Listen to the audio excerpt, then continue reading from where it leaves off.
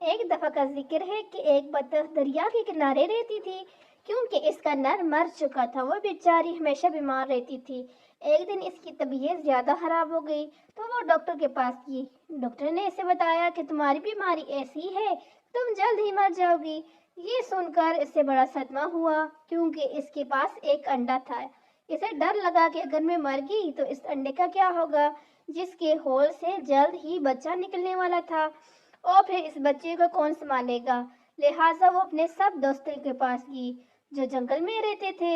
اس نے اپنے دوستوں کو اپنی ساری کہانی سنائی لیکن انہوں نے مدد کرنے سے انکار کر دیا۔ بیچاری بطخ نے ان کی کافی منتیں کی کہ خدا کے لیے تم لوگ مرنے کے بعد میرے بچے کو اپنا سایہ دینا، لیکن کسی نے بھی اس کی بات نہ مانی۔ بیچاری بطخ بھی کیا کرتی، اس کے ذہن میں خیال آیا کہ کیوں نہ میں اپنے بھائی مرغے کے پاس جاؤں، وہ ضرور میری مدد کرے گا۔ لہٰذا وہ مرغے کے پاس گئی اور اسے سارا قصہ سنایا۔ مرغے بھائی، آپ میرے بچے کے ماموں جیسے ہو، پلیز آپ ہی میرے بچے کو اپنا سایہ دے دینا۔ مرغا بولا، میں تمہارے بچے کو رکھ لیتا لیکن میری بیگم مرغی یہ بات نہیں مانے گی، لہٰذا مجھے بہت افسوس سے کہنا پڑ رہا ہے کہ میں یہ کام نہیں کر سکتا، لہٰذا تم مجھ سے معاف کر دینا۔ بطخ دل سے مایوس ہو کر اپنے گھر واپس آ گئی اور سوچنا شروع کر دیا کہ اب کیا کیا جائے۔ اچانک اس کے ذہن میں ایک ترکیب آئی اور اس نے موقع ڈھونڈ کر یہ کام انجام دے دیا اور خود جا کر ایک درخت کے کنارے بیٹھ گئی۔ اس کے بعد بطخ کی طبیعت اور بگڑ گئی اور ایسی بگڑی کہ اس کی موت ہو گئی۔ جب مرغی کے بچے انڈے سے باہر نکلے تو ان میں سے ایک بطخ کا بچہ بھی تھا۔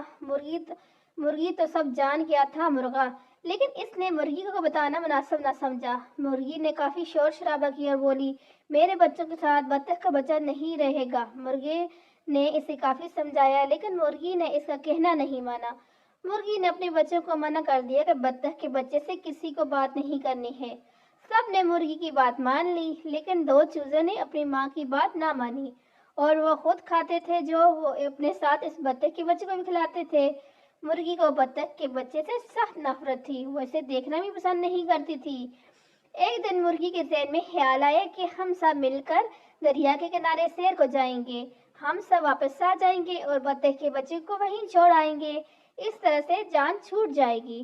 وہ لوگ سیر کو نکلے، وہاں پہنچتے ہی ایک چوزے دریا کے کنارے سے چلا گیا اور ڈوبنے لگا۔ یہ دیکھ کر مرغی زور زور سے چیخنے چہلانے لگی، چونکہ بطخ کے بچے کو تیرنا آتا تھا، لہٰذا اس نے فوراً دریا میں تیرنا شروع کر دیا اور اس چوزے کو نکال کر باہر لے آیا۔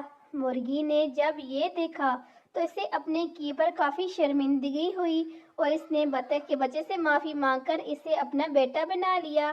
اس طرح وہ سب ہنسی خوشی رہنے لگے۔ دیکھا بچوں، کیسے بطخ کے بچے نے مرغی کو بچایا اور ایسے کیسے اس کا بھلا ہوا۔ اس لیے تو کہتے ہیں کہ کر بھلا تو ہو بھلا، کسی کے ساتھ اچھا کرو گے تو اچھا ہی ہوگا۔